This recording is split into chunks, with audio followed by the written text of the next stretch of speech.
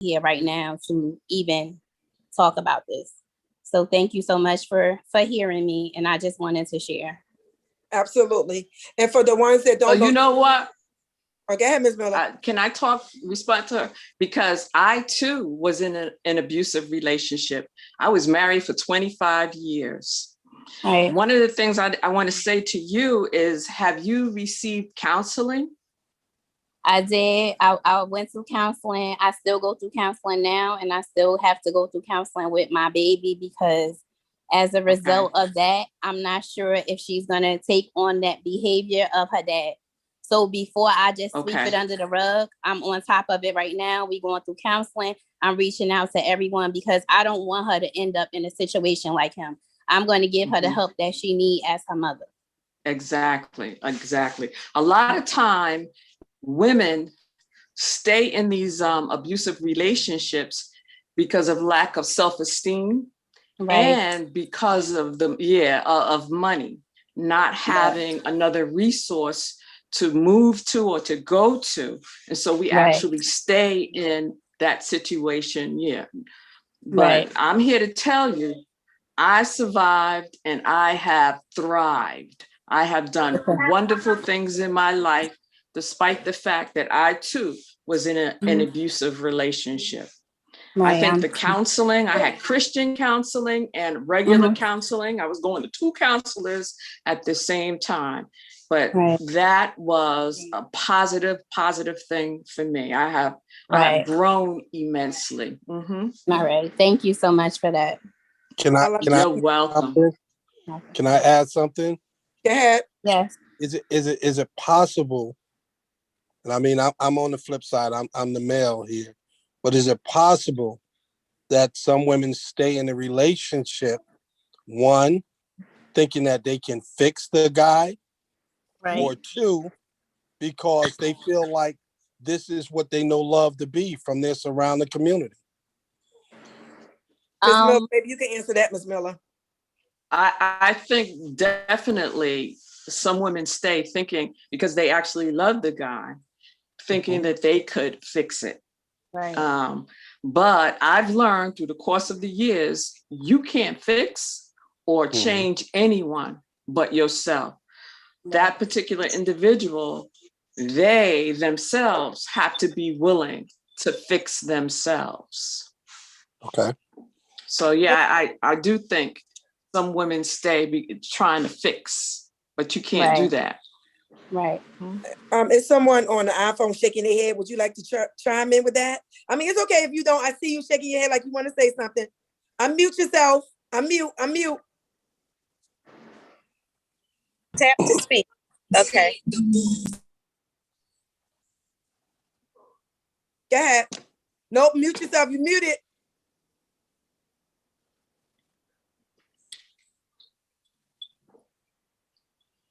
Hit the microphone.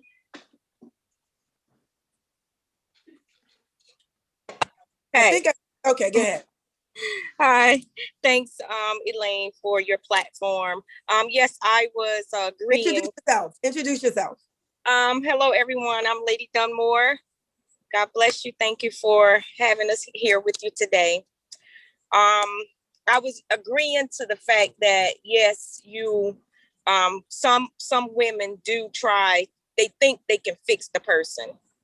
I was also a victim for 15 years. And my whole thing was, I can fix it. I can fix it. The mother, the father were beautiful people. And I just couldn't figure out what in the world was wrong. And I just kept feeling like I could fix it. I kept coming up with different reasons why this was happening. He had a skin disorder. He stuttered. I was trying to find reasons to believe that this is why he was so angry. And so I thought too that I could fix it. And I just had to realize that there was no fixing this. The only fixing it that I could do was get out so I could stay alive. And there was this where, thank God, I'm still here.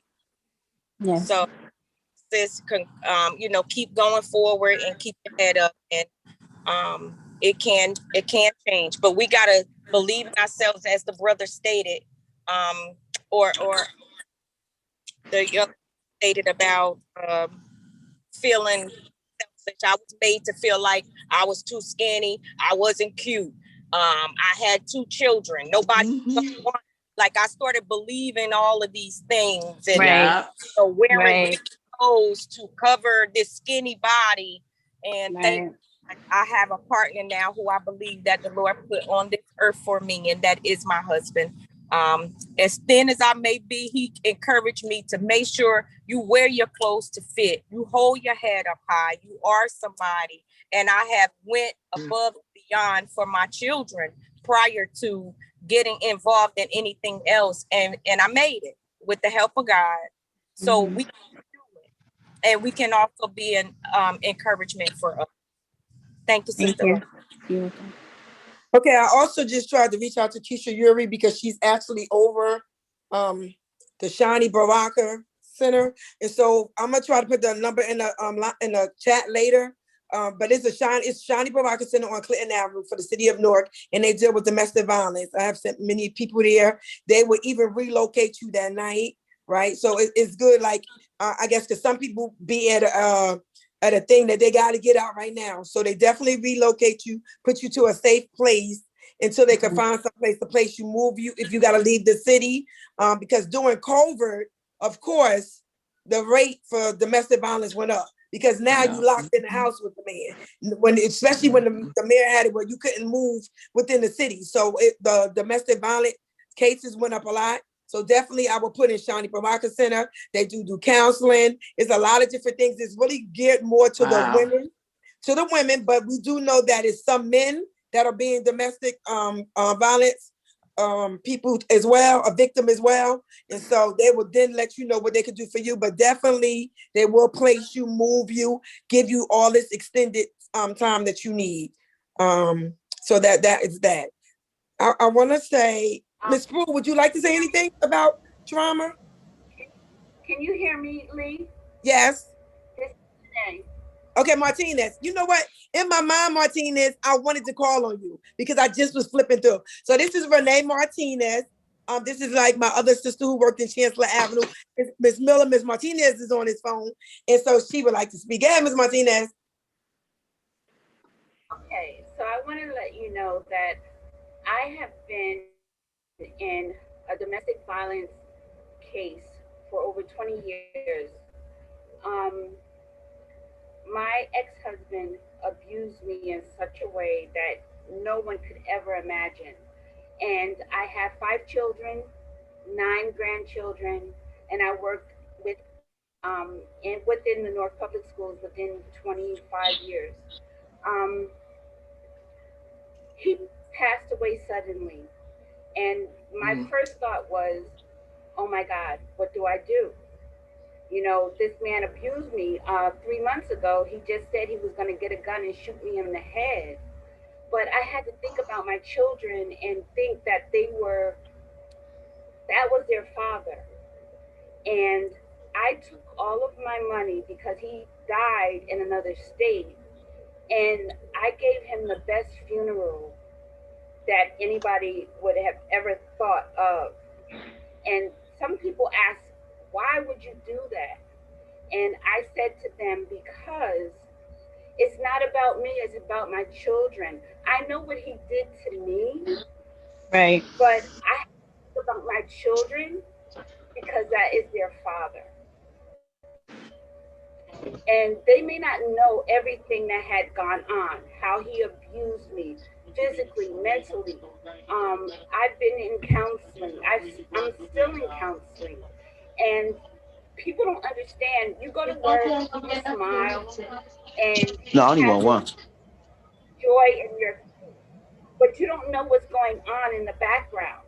And you don't know Hold up, when how many you're cards walking is in it? that door, what's going on. You don't know what's going on in the household. But I gave him the best funeral he could ever have. I also want to tell you that in 2019, I was ending my master's degree, and I've been taking care of my mother for the past 4 years. And I stayed home with her, and she called me, and my first name is Elena, and she called me and she said, Elena, can you help me? I came upstairs and I grabbed my mother, I cleaned her up, I brought her to the bathroom. I called my sister and I said to my sister, call your brother, you need to get here immediately. And she looked at me as I dressed her, she held my hand, and she took her last breath. Now this is before, 2 weeks later, I'm supposed to take my, finish my master's. I stood in my dining room crying, listening to Aaron Gray's Resting Place, crying, writing my dissertation, writing everything. I had a 28-page paper that I had to do. But I thought about my mother, I thought about everything, and actually I thought about Lee, because I remember when I was at Lee's funeral, rest his peace, when she was burying her son, and how strong she was. And I pulled from that strength, and I said, this is what I got to do to finish what I need to do in order to either get my master's or just give it up. I wasn't ready to give it up. I knew that I had a better place. And although people are there, we're like moths sometimes to a flame. We're empaths. And people who abuse us, you know, we're attracted to that. They can pick us up because they see who we are. But if you're strong enough to know who you are as a person, as a loving mother and father, sister or brother, you can get past that through counseling, through love, and just know that there is a light at the end of the tunnel. I see that. You know, being here, working in the district, and saying sometimes I don't feel like people see who I am. I don't, you know, what the hell did I get this master's for? And I'm still in the same place. But I'm like, you know what? You fought this. You did this. This is you. This is who you are. Be proud of it. Embrace it and love it, and know who that you are going to get your blessing. And that is what keeps me moving. And I thank God for this platform, because it helps me know that I'm doing the right thing. It helps me know that I am there for other people. I'm there for the children of my community. I'm there for I just walk with a smile. Even if I'm in pain, I walk with a smile, because God grants you everything when you know that you're being blessed. It doesn't matter that people are trying to hurt you. If you sit there and dwell in that, then they're winning. I had to learn that no, you don't have the right to treat me this way. You don't have the right to abuse me. You don't have that right. And when I realized that, that's when I emerged. I became who I am, and I am flourishing. And I thank God for this platform. I thank everybody who's here. I love you, Lee. You're my sister from another mother. And just another thing that people don't know, maybe I think it's about 5 years ago, my son-in-law was shot in the head on Dewey Street, and he left 2 children behind. And sometimes I'm very scared when I have to answer the phone, because I don't know if I'm going to get a scream because somebody died. You know, I'm never going to get that out of my head. My oldest child screaming that she lost her husband because somebody, which was his family member, killed him. You know, and then, you know, just 5 months ago, I just lost my nephew because somebody again shot him in a drive-by. You know, we have to, as a society, know we have to stop killing each other. We have to stop this thing that we're doing to each other. It's like crabs in a bucket, pulling each other down instead of pulling each other up. You know, we have to embrace, and this platform helps us. It helps us show that we are able to love each other. And I thank you, Lee, for everything. And You're welcome. That's all I want to share. Thank you for sharing, Martinez. I love you as well. I love you too.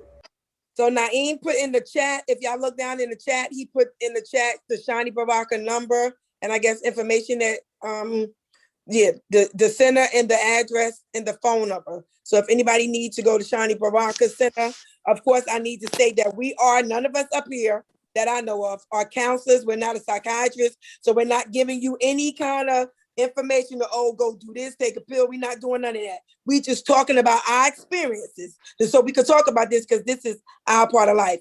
Basima just joined. Hello, Basima. So Greg, Hey. are you ready to talk now? Can I say something real quick? Yes, go ahead, Tawana, feel free. I hear you talking about, I wanted to say this. For some reason, I know it's out, researching people that you can go reach out to talk to about a lot of stuff. I'm still suffering from depression a lot. And it's affecting me mentally and physically that I'm noticing on my own. I hide it. I try to hide everything with a smile. Well, Ms. Lee, with your knowledge and people that, research, where can I go? I went to counseling, but I feel like it ain't help. I feel like it didn't give me what I needed when I went to counseling. I mean, they expect for you to express what you feel, but most of the time I went, I didn't open up. I just, I shut down a lot. Okay, so again, I said I'm not a doctor, so don't say, Ms. Lee, what I could do. Don't put me on. No, I ain't saying what you could do. I'm talking about your research. I know. Right? Exactly. So research-wise, I think and this is just my opinion, I feel that, okay, Southport Promise. Okay, Yolanda, I'm gonna let you speak in a minute. So Southport Promise Neighborhood Grief Counseling and Other Support Service.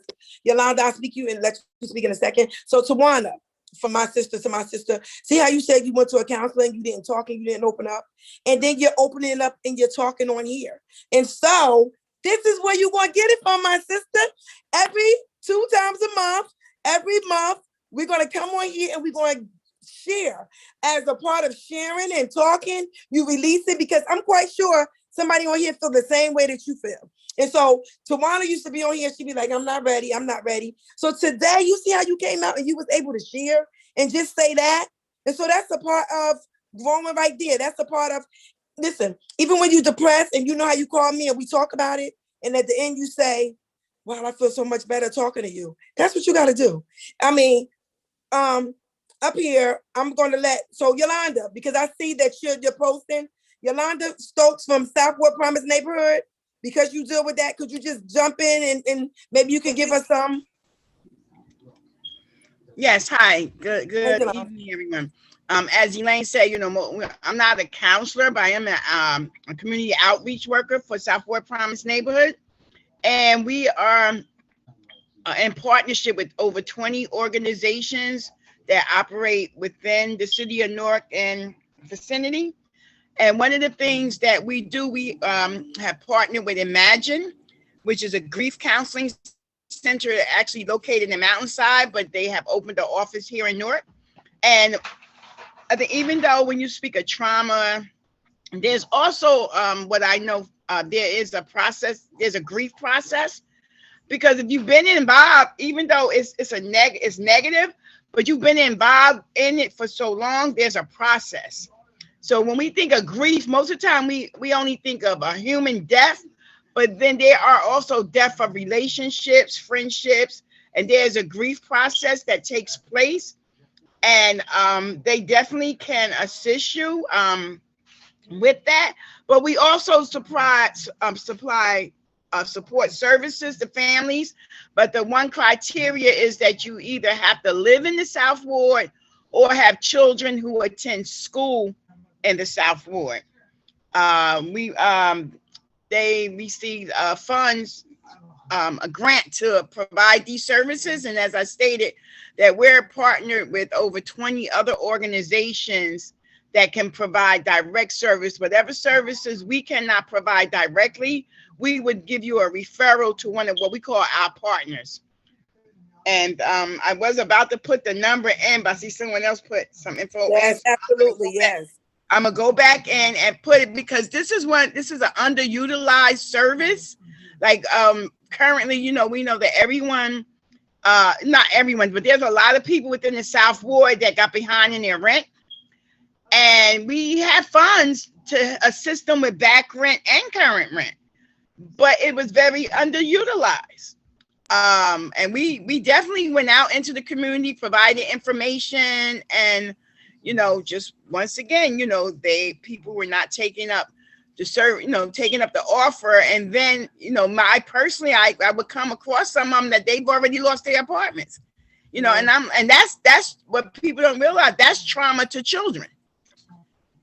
So when we speak of trauma, there's different types of trauma, and becoming homeless and non-paying of your rent, all falls under trauma. I think a lot of people in our community don't realize that. But if you talk to some children as they got older or became adults, they'll tell you that was a traumatic experience for them when they family got put out in the street for non-payment. So that's just one of the things that my organization assists with. So I'll go back in, I'll put the information again, and I'll put there's a temporary hotline number. But also I just want to put out there while I'm speaking that on June 26th, South Ward Promise Neighborhood will be hosting a community barbecue where they will be giving out laptops to 9th, 10th, 11th, and 12th graders. You'll have to register for it. Elaine, I'll send you the flyer. And they're giving out brand new sneakers, some clothes, and it's going to be held at the sound stage. On Clinton Avenue. On Clinton Avenue. I believe that's from 10 to about 3 o'clock, I think it is.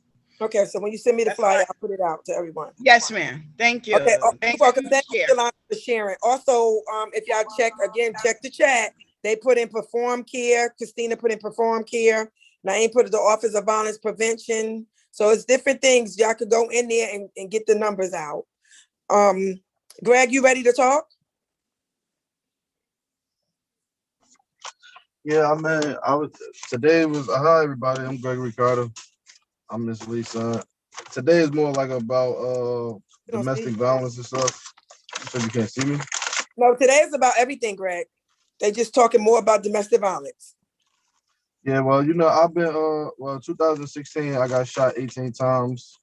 And then while I was in the hospital, bed, I'll say, a couple days later, they tried to kidnap my baby mother. So then fast forward to the next year, 2017, my little cousin Khalif was chased. They shot the car up over 60 times. Then the next year, 2018, my oldest brother was murdered. And then 2 months after that, I got shot again 7 more times. And my best friend was in the car with me. She passed away. So that time, they found the gun in the car. So I got locked up. So while I was on house arrest, I started writing poetry. Well, actually, my pretrial officer gave me a journal, said I should start writing in the journal. So when I started writing in the journal, it started coming out as poetry. So while I was on house arrest, me and my mom that's when she was telling you guys that we started going into the schools, talking to the youth. I mean, I'm human. I still make a lot of mistakes. So I just try to use my life as an example.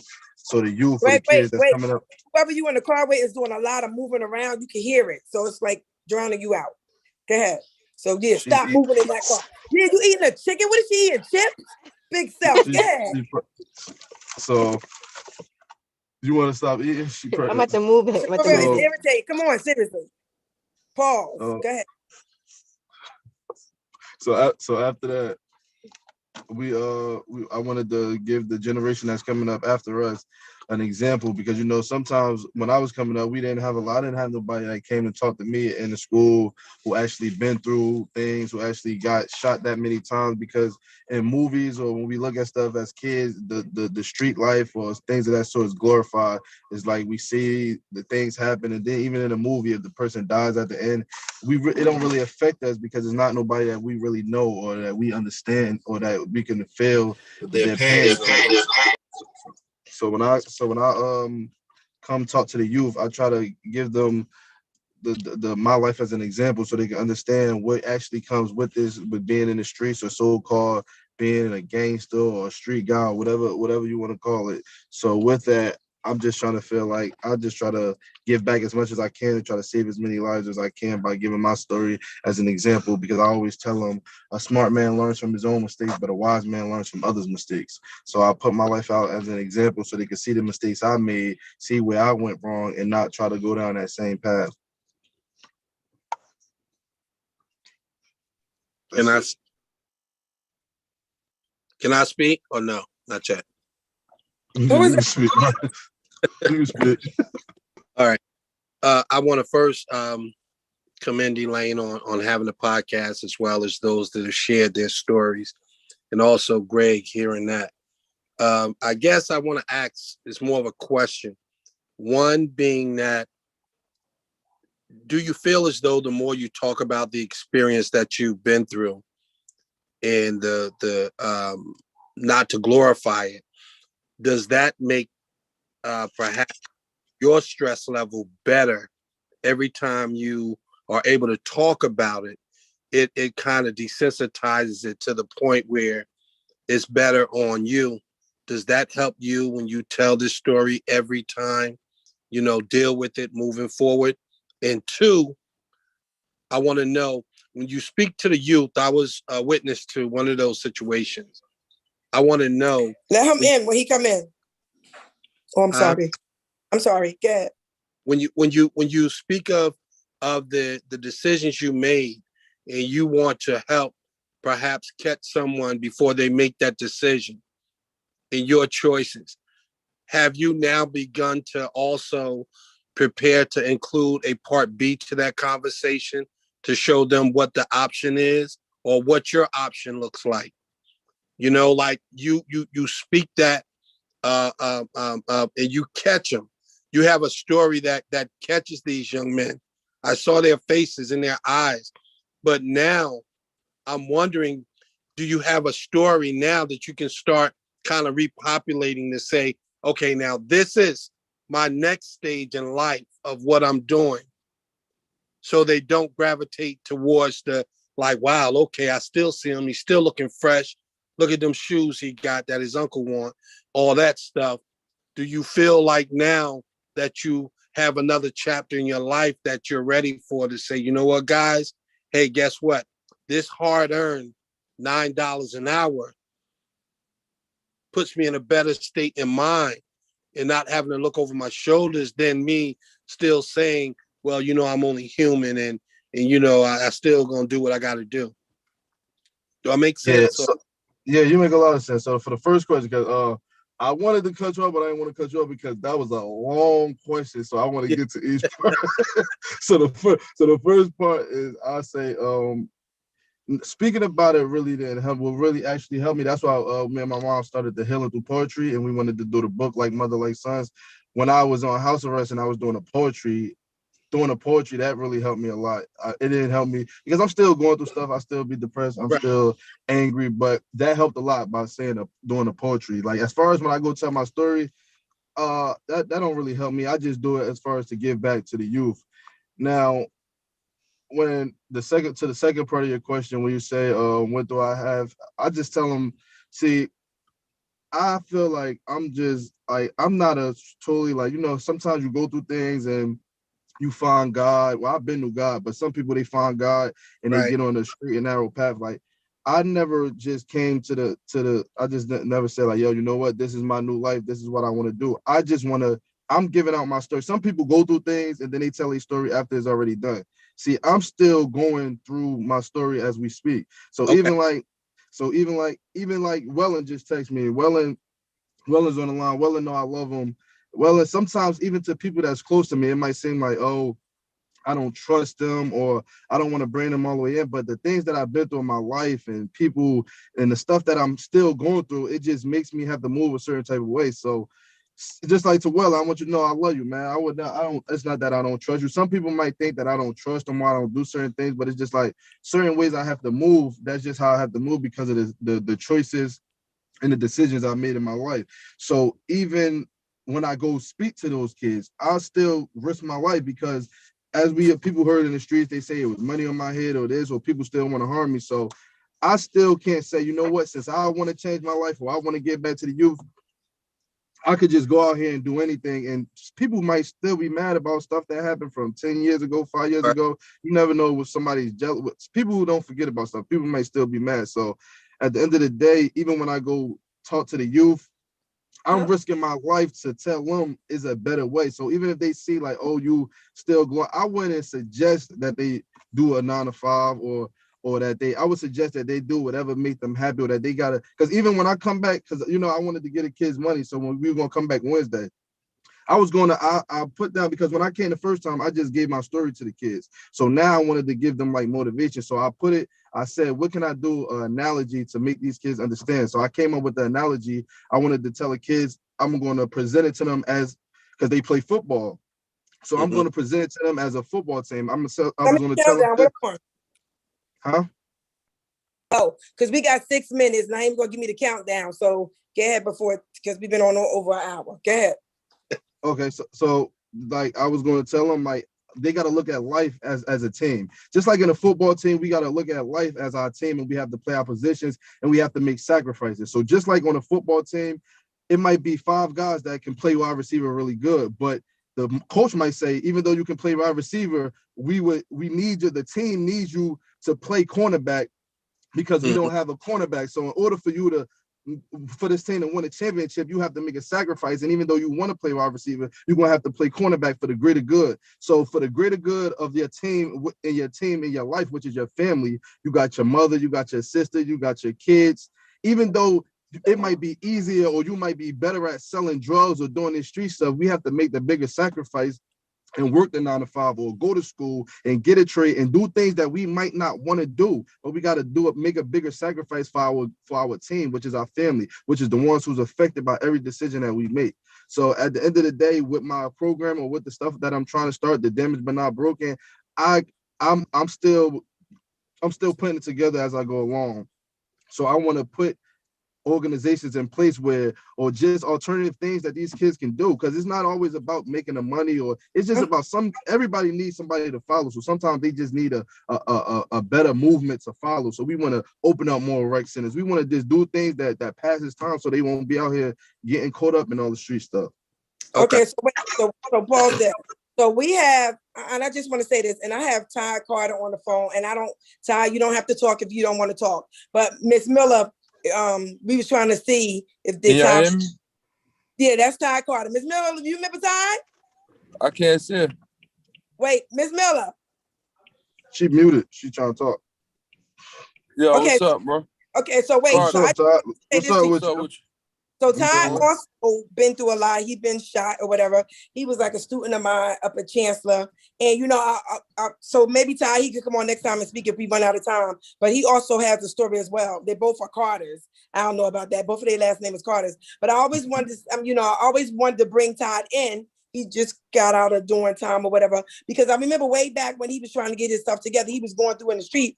And he came to me and said, can I speak to Mr. Baraka to let him get back into school, because they had kicked him out. And so I went and talked to Mr. Baraka, and he was saying, no, he's doing a lot, and he couldn't really let Ty back in. And so from then, I always felt like, oh my God, if I could have did more for Ty, right, he wouldn't have ended up where he was. And so me and Ty talked about that. So real quick, Ty, since you got, Ty, what do you have to say, sweetie? No, you did a good job, because I'm focused right now, where I'm at right now in life. I never thought I'd be here right now, humble and trying to help other people. So I appreciate you. And Ms. Miller, what's up? How you doing, Ms. Miller? I'm good, Ty. Didn't you go to some schools? Yes, that's Ms. Miller. Yes, Ms. Miller. Yes. Hey, Ms. Miller. You was my 6th grade teacher. Then you became my God, who is that? Dude. Hey, Ma. Hi, guys. Oh, my God. I'm getting old. So listen, so when we come back next time, Todd, if you want to start off, and you could start a little, how much we got? We got 1 minute and 46 minutes. Go ahead. A minute. You can't extend the time up? I don't know. I don't think it go like that. Could we go off and come back in? Oh yeah, we could, if everybody still want to stay on. Y'all still want some more? Mm-hmm. Okay, so Naeem, put it back in. Okay, go ahead, Todd. Oh, all And I right. ain't gonna Now, throw in the chat real quick. We're gonna do the link again, y'all. If it get cut off, we'll just do that same link again. Yeah, you just go back out and put that same link in if it cuts off. Go ahead, Ty, because we need to hear your story. well, my story, I kind of made I made a hell out of my life, right? But because I kind of had all the right pieces coming up, you know, going to Chancellor, we had it good. You know, our teachers and it was more like family and stuff like that. But I think I was missing that male figure. And that's what made me take to the streets. You know what I'm saying? It was a little bit more easier, a little bit more fun. And, you know, I got caught up for all the wrong reasons, you know what I'm saying? So right now I'm on a new path. I got my little program, you know, I work with certain kids here and there and just trying to keep them out of trouble. But it ain't easy, you know what I'm saying? I ain't expecting for nobody to change overnight because I ain't even all the way changed yet, you know what I'm saying? So it's just one step at a time. I'm gonna try to fill you in on it a little bit more. I just started, so you know I gotta get all the pieces together. Like mentoring? Yeah. Okay.